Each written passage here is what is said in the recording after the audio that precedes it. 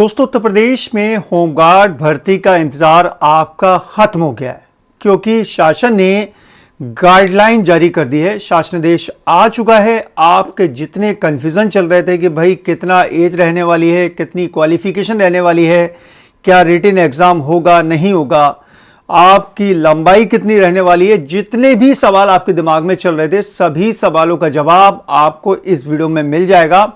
क्योंकि मैं आपको नई गाइडलाइन का जो शासनादेश जारी हुआ है वो दिखाकर पूरा बारीकी से समझाऊंगा। तो वीडियो को एंड तक देखिएगा। वीडियो थोड़ा सा बड़ा हो सकता है, लेकिन जानकारी आपको भरपूर मिल जाएगी। वीडियो देखने के बाद भी कोई कंफ्यूजन दिमाग में रह जाए तो नीचे कमेंट बॉक्स में आकर लिख सकते हैं, नहीं तो आप मुझे डायरेक्ट मैसेज कर सकते हैं इंस्टाग्राम पर आकर। इंस्टाग्राम अकाउंट का लिंक मैंने नीचे डिस्क्रिप्शन में प्रोवाइड करा दिया है, जाकर उसको फॉलो भी कर लीजिएगा।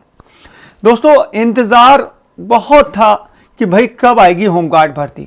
तो होमगार्ड भर्ती की कार्रवाई शुरू कर दी गई है। कल मैंने आपको वीडियो अपलोड किया था जिसमें मैंने आपको बताया था कि भाई सभी जनपदों से जल्दी 1-2 दिन में जानकारी मांगी गई है कि भाई किस जनपद में कितने पद जो है रिक्त चल रहे हैं। ठीक है, अब इसी के बीच दोस्तों कल जो है शासन की तरफ से शासनादेश जारी किया गया है और उत्तर प्रदेश में होमगार्ड भर्ती के लिए गाइडलाइन जारी कर दी गई है। अब गाइडलाइन का जो शासनादेश है वो मैं आपको स्क्रीन पर जूम करके दिखाता हूं ताकि आपको अच्छे से समझा पाऊं। देखिए दोस्तों, आपको यहां पर शासनादेश दिख रहा होगा। इसके प्रेषक है राजेश कुमार सिंह, प्रमुख सचिव है उत्तर प्रदेश शासन। सेवा में महासमादेष्टा होमगार्ड उत्तर प्रदेश लखनऊ को भेजा गया और 3/11 यानी कि 3 नवंबर 2025 को ये जारी किया गया है। होमगार्ड अनुभाग विषय आप देख रहे होंगे होमगार्ड स्वयंसेवकों के इनरोलमेंट के संबंध में। ठीक है, यहां पर इन्होंने लिख रखा है, महोदय उपयुक्त विषय अपने पत्र संख्या दे रखी 24/1/2025 का संदर्भ ग्रहण करने का कष्ट करें, जिसके द्वारा होमगार्ड स्वयंसेवकों की रिक्तियों को भरे जाने के संबंध में प्रस्ताव उपलब्ध कराया गया है। ठीक है, जो खाली पड़े पद हैं उनको भरने के लिए प्रस्ताव दिया गया था, उसके बारे में इन्होंने बता रखा है।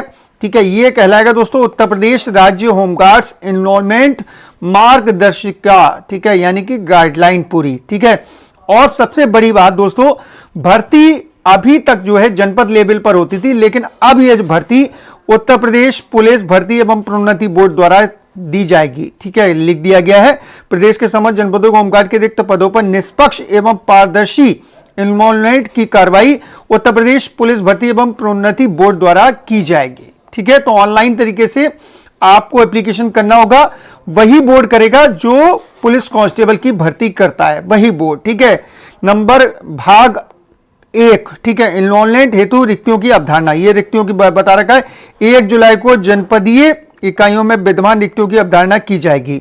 जैसे कि मैंने कल आपको दिखाया था आदेश, जिसमें कहा गया था कि भाई 1 जुलाई 2025 तक जितने पद रिक्त हैं उसके बारे में हमें जानकारी दे दीजिए। किस आधार पर दी जाएगी वो मैंने आपको आरक्षण के आधार पर पूरा लिस्ट मैंने आपको कल दिखाई थी। ठीक है, वो सब दे रखा है। यहाँ पर जो लोग मेरे साथ जुड़े रहते हैं उनको पता है कि भाई मैं होमगार्ड डिपार्टमेंट की न्यूज़ पिछले कई साल से बना रहा हूं, तो जो भी अपडेट आती है सबसे पहले आपको पहुंचा देता हूं। ठीक है, अब देखिए दोस्तों, यहाँ पर पात्रता की बात आती है। सबसे पहली बात, शारीरिक एवं मानसिक दोष से युक्त तथा दिव्यांग व्यक्ति होमगार्ड के पदों पर एनरोलमेंट के लिए पात्र नहीं होंगे। ठीक है, तो शारीरिक मानसिक रूप से ठीक होना चाहिए। ठीक है, और यहां पर खा पे लिख दिया, होमगार्ड के पदों पर एनरोलमेंट के लिए यह आवश्यक है कि अभ्यर्थी उस जनपद का मूल निवासी हो। ठीक है, जिस जनपद में वैकेंसी आएगी उसी जनपद का मूल निवासी होमगार्ड के पदों पर एप्लीकेशन कर सकता है।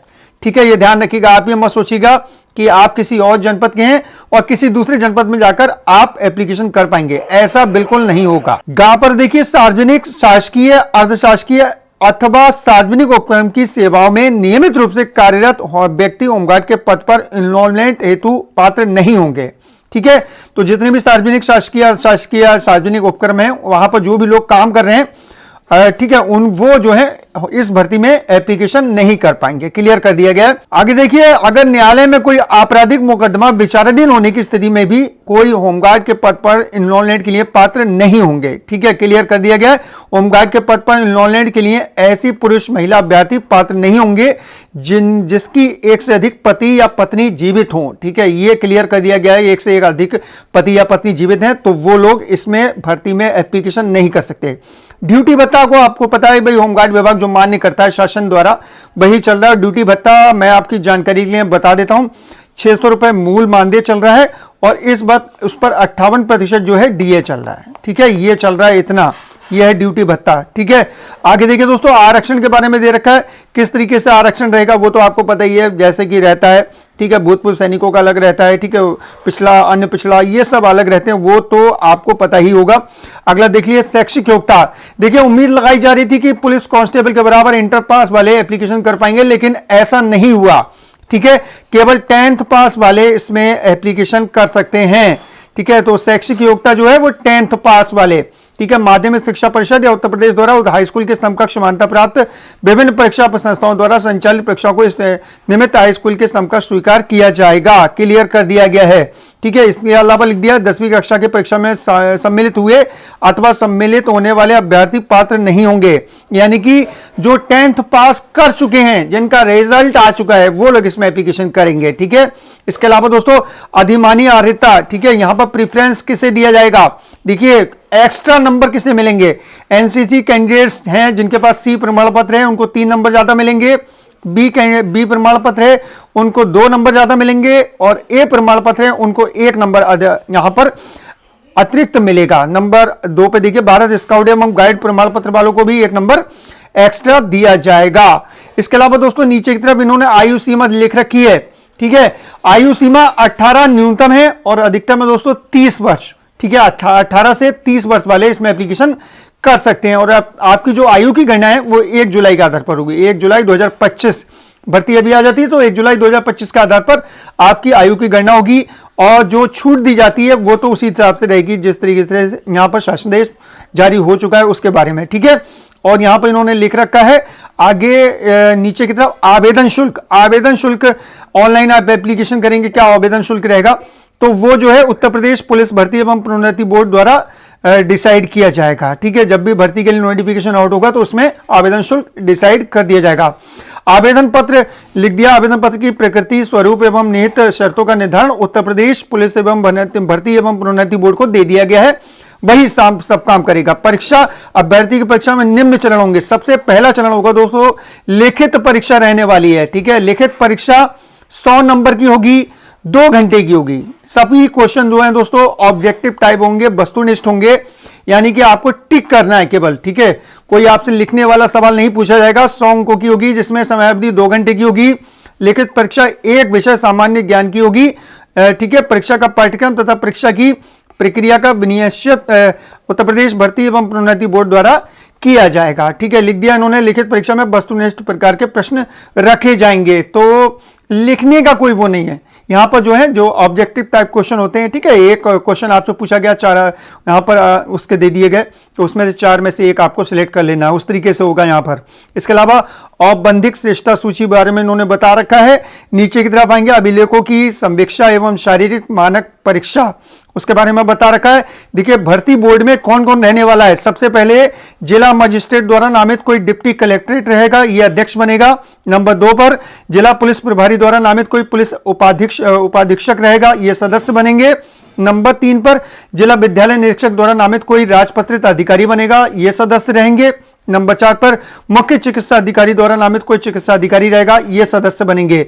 तो यह पूरी समिति होगी जो भर्ती करेगी। इसके अलावा दोस्तों यहां पर जो ऊंचाई की बात कर लेते हैं, पुरुष अभ्यर्थियों के लिए ऊंचाई, शारीरिक मानक क्या रहने वाले हैं। देखिए, ये बहुत इंपॉर्टेंट है यहां पर, सीना बिना फुलाए। ठीक है, सबसे पहले ऊंचाई की बात कर लें। ऊंचाई जो है सामान्य अभ्यर्थी, अनुसूचित जाति एवं अन्य पिछड़ा वर्ग के लिए न्यूनतम 168 सेंटीमीटर होनी चाहिए, 168 सेंटीमीटर ऊंचाई। ठीक है, इसके अलावा अनुसूचित जाति के लिए 8 सेंटीमीटर की छूट देते हुए 160 सेंटीमीटर कर दी गई है। इसके अलावा दोस्तों सीना बिना फुलाए हुए 79 सेंटीमीटर, 79 सेंटीमीटर। ठीक है, इसमें आप जो है अनुसूचित जाति के लिए जो है वो छूट दी गई है, 77 सेंटीमीटर कर दिया गया है। सीना फुलाने पर यहां पर 5 सेंटीमीटर आपको फुलाव देना पड़ेगा, 79 के बाद 84 हो जाएगा फुलाने के बाद। ठीक, इसके अलावा दोस्तों जो अनुसूचित जाति हैं उनको 82 रखना है, यहां पर 82 रहेगा। ठीक है, इसके अलावा दोस्तों महिला अभ्यर्थियों के लिए ऊंचाई जो है वो 152 सेंटीमीटर रखी गई है न्यूनतम। ठीक है, और जो यहां पर अनुसूचित जाति हैं उनके लिए 147 रखी गई है। वजन की बात करें, 40 किलोग्राम न्यूनतम वजन रखा गया है। 40 किलोग्राम वाली जो महिला है वो इसमें एप्लीकेशन कर सकती हैं। और यहाँ पर दोनों ही 40 किलोग्राम है, चाहे अनुसूचित जाति हो चाहे सामान्य हो, सभी के लिए 40 किलोग्राम रखा गया है। ठीक है, लिखा है शारीरिक मानक परीक्षा में सफल अभ्यर्थियों के नामों को उत्तर प्रदेश पुलिस भर्ती एवं प्रोन्नति बोर्ड द्वारा यथा समय वेबसाइट पर प्रदर्शित किया जाएगा। तो रिजल्ट भी सीधे वेबसाइट पर अपलोड होते रहेंगे। शारीरिक दक्षता परीक्षा के बारे में इन्होंने बता रखा है, उसके बारे में पूरे डिटेल से इन्होंने जानकारी दे रखी है कि भाई यहां पर कौन अभ्यर्थी आर होगा। देखिए, शारीरिक दक्षता परीक्षा में आर होने के लिए पुरुष अभ्यर्थी हेतु 4.8 किलोमीटर की दौड़, ठीक है, 28 मिनट में पूरी करनी होगी। 4.8 किलोमीटर, ठीक है, ध्यान रखिएगा। और महिला अभ्यर्थी को 2.4 किलोमीटर 16 मिनट में पूरी करनी होगी। यह दौड़ आपकी बहुत जरूरी है, इसकी प्रैक्टिस आप अभी से शुरू कर दीजिए। बहुत सारे कैंडिडेट्स ने शुरू भी कर दी है। ठीक है, इसके अलावा एनरोलमेंट हेतु उपयुक्त अभ्यर्थियों की सूची किस तरीके से तैयार की जाएगी वो इन्होंने बता रखा है। प्रतीक्षा सूची जो है नहीं बनाई जाएगी, लिख दिया गया है। कोई वेटिंग लिस्ट तैयार नहीं की जाएगी, लिख दिया क्लियर। ठीक है, वेटिंग लिस्ट नहीं रहेगी। भाग 3 में आपको जो यहां पर स्वास्थ्य परीक्षण होता है, ठीक है, मेडिकल जो होता है वो किस तरीके से होगा उसके बारे में इन्होंने बता रखा है। आखिर में होगा, सबसे आखिर में होता है, उसके बारे में बता रखा है। आपका यहां पर चरित्र सत्यापन होगा, ठीक है, उसके बारे में बता रखा है। और नीचे की तरफ लिख रखा है राजेश कुमार सिंह प्रमुख सचिव। तो ये पूरी जो है गाइडलाइन जारी की गई है।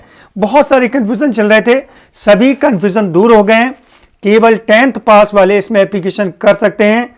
रिटन एग्जाम होगा, ये सबसे बड़ी बात, ठीक, 100 नंबर का होगा और 2 घंटे का होगा। सभी ऑब्जेक्टिव टाइप क्वेश्चन होंगे। ठीक, एज जो है 18 से 30 वर्ष रखी गई है। इसके अलावा दोस्तों यहां पर जो एनसीसी कैंडिडेट्स हैं उनको अतिरिक्त अंक देने का भी प्रावधान दिया गया है। और सबसे बड़ी बात, प्रॉपर जहां के आप रहने वाले हैं, जिस जनपद की वैकेंसी है उस जनपद के आपका मूल निवासी होना जरूरी है। इतना सब बताने के बाद भी अगर कोई कंफ्यूजन दिमाग में चल रहा है तो नीचे कमेंट कीजिए या आप मुझे इंस्टाग्राम पर आकर डायरेक्ट मैसेज कीजिए। कोशिश करूंगा आपके सवाल का जवाब दे सकूं। नहीं तो यूपी होमगार्ड भर्ती 2025-26 जरूर लिख दीजिएगा। जानकारी पसंद आई हो वीडियो को लाइक और शेयर कर दें। चैनल पर नए हैं तो चैनल को सब्सक्राइब कर लें ताकि भर्ती की हर अपडेट आपको हमेशा टाइम से मिलती रहे। चलिए दोस्तों, चलता हूं। अपना ख्याल रखिए, परिवार का ख्याल रखिए, फिर मुलाकात होगी। Thank you.